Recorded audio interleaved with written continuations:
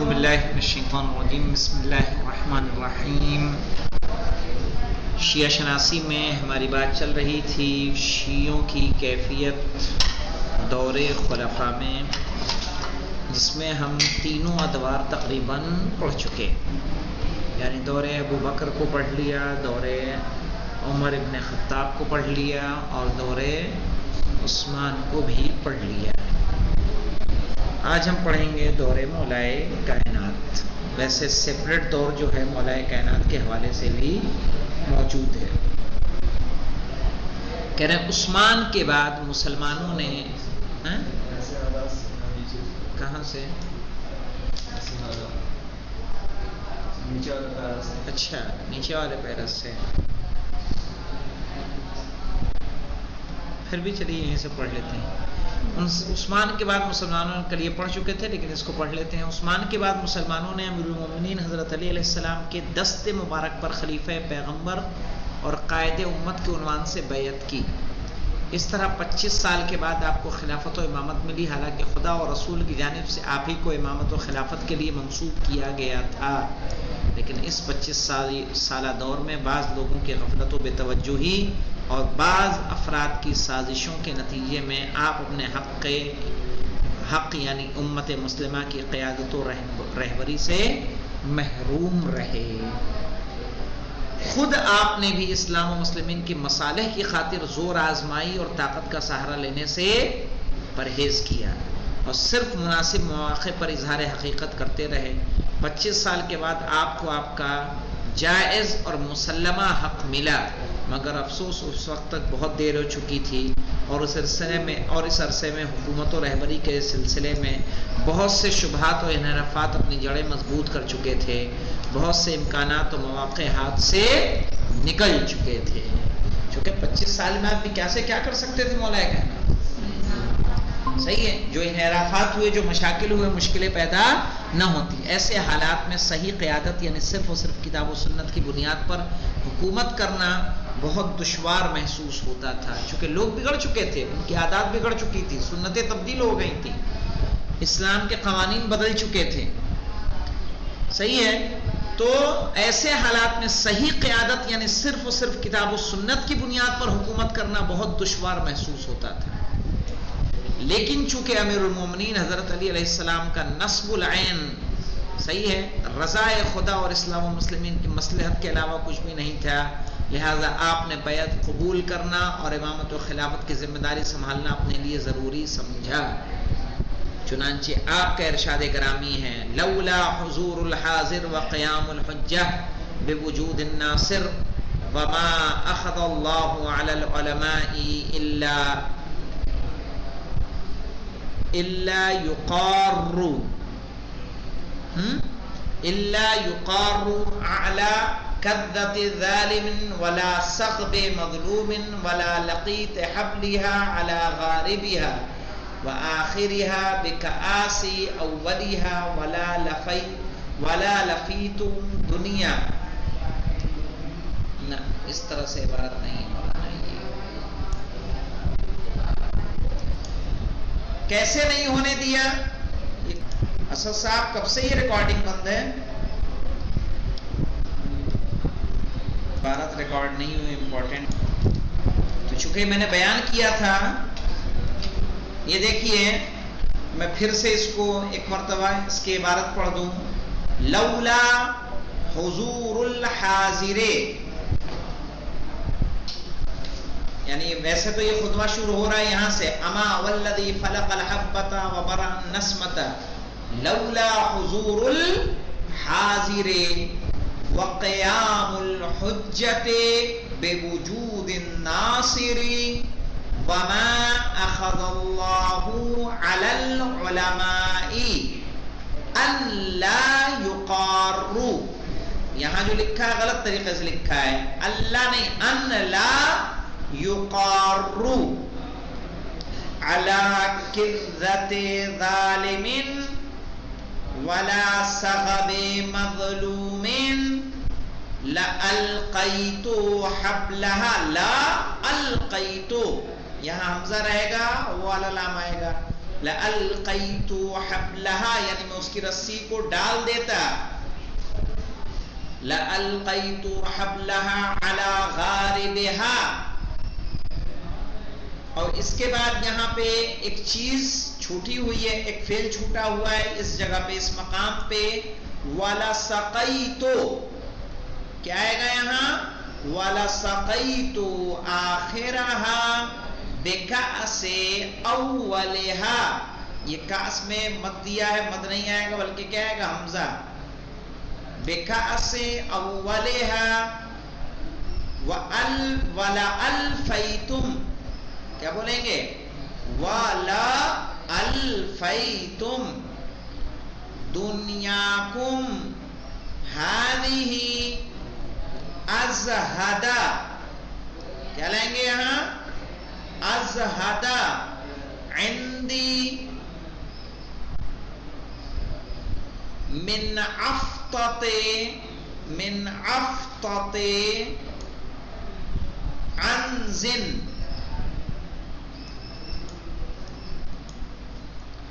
من عطفت انزن کیا ترجمہ ہے کہ اگر حاضرین کی موجودگی اور انصار کے وجود سے حجت تمام نہ ہو گئی ہوتی اور اللہ کا اہل علم سے یہ عہد نہ ہوتا کہ خبردار ظالم کی شکم پوری اور مظلوم کی گرسنگی پر چین سے نہ بیٹھنا, کہ ظالم مطمئن ہو اور کیا ہو مولانا, مظلوم بھوکا بیٹھا ہو تو چین سے نہ بیٹھنا.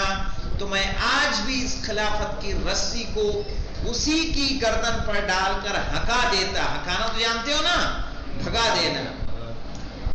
اور اس کے آخر کو اول کے کاسے سے ہی سیراب کرتا, اور تم دیکھ لیتے کہ تمہاری دنیا میری نظروں میں بکری کی چھینک سے بھی زیادہ بے قیمت ہے.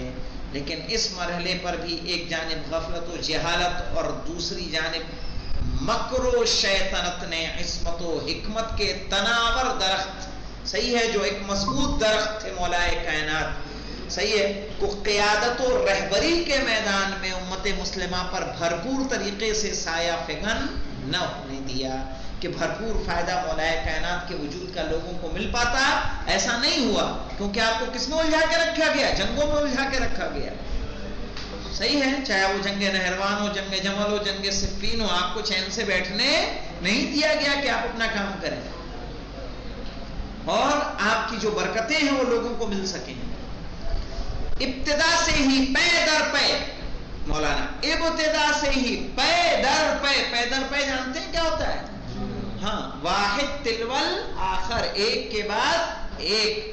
پے در پے داخلی جنگوں میں امت مسلمہ کو الجھائے رکھا گیا اور آخرکار شہادت کے ذریعے مولا کائنات کی شمع حیات گل کر کے آپ علیہ السلام کی بے نظیر جانتے ہیں, جس کی کوئی مثال نہ ہو, مثال نہ ہو, قیادت سے اسلامی معاشرے کو محروم کر دیا گیا. ان تلخ حوادث کے بارے میں آپ خود ارشاد فرماتے ہیں, فلما نہضت بالامر, یعنی جب میں حکومت کے لیے کھڑا ہوا, نکست طائفۃ. مولانا دیکھیے کیا مظلومیت ہے مولا کائنات کی. فلما نہضت بالامر نکست طائفۃ ومرقت اخرى وقست آخرون. یہیں سے نکلا ہے مولانا, ناکسہ, مارقہ اور قاسطہ. یعنی جب میں نے امر خلافت کے لیے قیام کیا تو ایک گروہ نے بیعت توڑی, نکست طائفۃ, ایک گروہ نے بیعت توڑی, دوسرے نے سرکشی کی, ومرقت اخرى وقست آخرون, اور تیسرے نے ظلم متعدی سے کام لیا. ناقصین سے مراد کون لوگ؟ اصحاب جمل. طلحہ زبیر نے کیا کیا تھا؟ مولا کائنات کی بیعت کر کے بیعت کو توڑ دیا تھا. وہ مارقین نہروان کے خوارج جنہوں نے کیا کی؟ سرکشی کی. مولا کائنات کے حکم سے کیا کیا؟ عدول کیا. اور قاسطین سے مراد معاویہ اور اس کے ہمنوا ہیں. مولا اپنی مظلومیت کیسے بیان کرے؟ فلما نہضت بالامر، جب میں نے قیام کیا ہے، نکست طائفۃ ومرقت اخری وقست آخرون، ایک گروہ ایسا ہے کہ جس نے کیا کیا ہے؟ بیعت توڑی ہے، دوسرے نے سرکشی کی ہے، جی تیسرے نے ظلم و تعدی سے کام لیا آقا ہے۔ یہ طلحہ اور زبیر کا کیا وہ تھا مسئلہ تھا، یہ بتا دیجیے، تھوڑا سا روشنی ڈال دیجیے۔ یعنی طلحہ اور زبیر نے مولا کائنات کی بیعت کی، اور بیعت کرنے کے بعد وہ لالچ میں تھے، انہوں نے کسی جگہ کا مطالبہ کیا امام سے کہ مجھے فلاں جگہ کا وہ بنا دیں آپ، تو امام نے کہا کہ نہیں، تم میرے پاس زیادہ بہتر ہو، چونکہ ان کی شیطنت سے امام واقف تھے، ان کو وہاں کا والی نہیں بنایا، جس کے بعد انہوں نے امام سے اجازت چاہی کہ مکے جانے کی، اور مکے کے بہانے انہوں نے بیعت توڑی، اور بیعت توڑنے کے بعد وہاں چونکہ عائشہ قیام کرتی تھی، یہ چلے گئے عائشہ کے پاس، اور وہاں جا کر ان سے گٹ بازی کر کے یہ مولا کائنات کے خلاف میدان جنگ میں اتر آئے، اور جس کے بعد ہی جنگ جمل ہوئی تھی۔ تو ان میں سے اصل کار فرما کون تھے؟ طلحہ اور زبیر۔ بلا شبہ دنیا داری ہی ان فتنوں کا اصل سبب تھی۔ یہ مشکلات کیوں پیدا ہوئی تھی مولانا؟ خلافت کے لیے۔ اس بات کی طرف اشارہ کرتے ہوئے آپ علیہ السلام فرماتے ہیں جیسے کہ ان لوگوں نے خدا کا یہ کلام سنا ہی نہیں ہے، تلک الدار الآخرۃ نجعلها للذین لا یریدون علوا فی الارض ولا فسادا والعاقبۃ للمتقین، تلک الدار الآخرۃ نجعلها للذین لا یریدون علوا فی الارض، مولانا وہ آخرت کا گھر نجعلها للذین، ہم اسے قرار دیں گے ان لوگوں کے لیے، لا یریدون علوا فی الارض، جو زمین پر بلندی طلب نہیں کرتے، ولا فسادا، اور نہیں فساد کرتے ہیں، والعاقبۃ للمتقین، اور تقوی اختیار کرنے والوں کے لیے کیا ہے؟ ان کے نتائج بہتر ہونے والے ہیں۔ کہہ رہے ہیں امام فرماتے ہیں کہ لگتا ہے ان لوگوں نے یہ اللہ کا قول سنا ہی نہیں ہے، سنا ہوتا تو جو کردار ان کے سامنے نظر آئے ہیں مولا کائنات کے مقابل میں، کیا وہ نظر آتے؟ بھئی جنگ کربلا، جنگ صفین، جنگ جمل، جنگ نہروان کس لیے ہوئی؟ جنگیں کس لیے ہوتی ہیں؟ ایک دوسرے پر غلبہ پانے کے لیے۔ اللہ کیا کہہ رہا ہے؟ تلک الدار الاخرۃ نجعلها للذین لا یریدون علوا فی الارض، نہیں چاہتے بلندی کہاں پر؟ زمین پر، یعنی سلطنت نہیں چاہتے، فساد نہیں چاہتے۔ پھر آپ فرماتے ہیں کیوں نہیں؟ انہوں نے اس کلام الہی کو سنا ہے لیکن ان کی آنکھوں میں دنیا رچی بسی ہے، اور دنیا نے ان کو دلوں پر قبضہ کر رکھا ہے۔ وَلَكِنَّهُمْ حُلِّيَتِ الدُّنْيَا فِي أَعْيُنِهِمْ وَرَاقَهُمْ زِبْرَجُهَا، اس کو بھی دیکھ لیتے ہیں۔ وَلَكِنَّهُمْ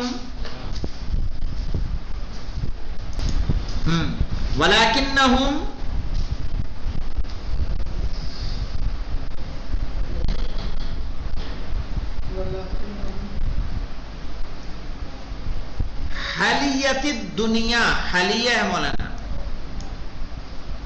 حلیت الدنیا فی اعینہم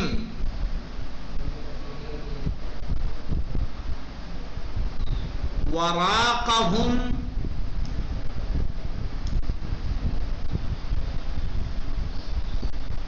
زبرجھا،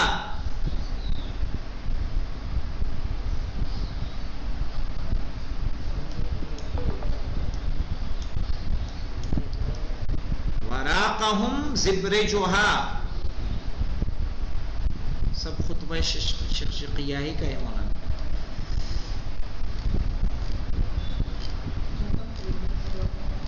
یہ ڈبل کر دیا ہے کیا؟ کہہ رہے ہیں آپ کی خلافت و حکومت کے دوران اگرچہ شیعوں کو اپنے عقائد کے اظہار کی مکمل آزادی تھی، اور انہی حکومتی افراد یا غیروں سے تقیہ کی کوئی ضرورت نہیں تھی، اور نہ ہی وہ تقیہ کرتے تھے، لیکن اس دور کے پرآشوب واقعات اور حالات نے اتنی مہلت ہی نہ دی کہ شیعہ اپنے عقائد و نظریات کی تبلیغ و تجویز بھرپور طریقے سے کر پاتے. چونکہ 4 سال رہا، 4 سال جنگوں میں ہی الجھے رہے، تو ایسے میں کہاں موقع ملتا کہ امام جو ہے ان کاموں کے لیے افراد معین کرتے. البتہ امیر المومنین حضرت علی علیہ السلام نے موقع سے مکمل استفادہ کیا، اور نہ صرف یہ کہ اپنے عصمتی کردار کے ذریعے اسلام کا حقیقی چہرہ انسانوں کے سامنے پیش کیا، بلکہ بے شمار بلند و بالا معارف سے بھی بشریت کو روشناس کرایا. آج یہی خطبات نہ صرف یہ کہ عالم اسلام کی بیش قیمت دینی و علمی میراث ہیں، بلکہ بشری تہذیب و تمدن کا بیش بہایا سرمایہ ہیں. یہیں پہ بات ختم ہوتی ہے، چونکہ ایک پیج یہاں پہ یہ ایکسٹرا آیا ہے. والحمدللہ رب العالمین. کل انشاءاللہ ہم لوگ پڑھیں گے اموی دور میں شیعہ کس طرح کے تھے. والحمدللہ رب العالمین.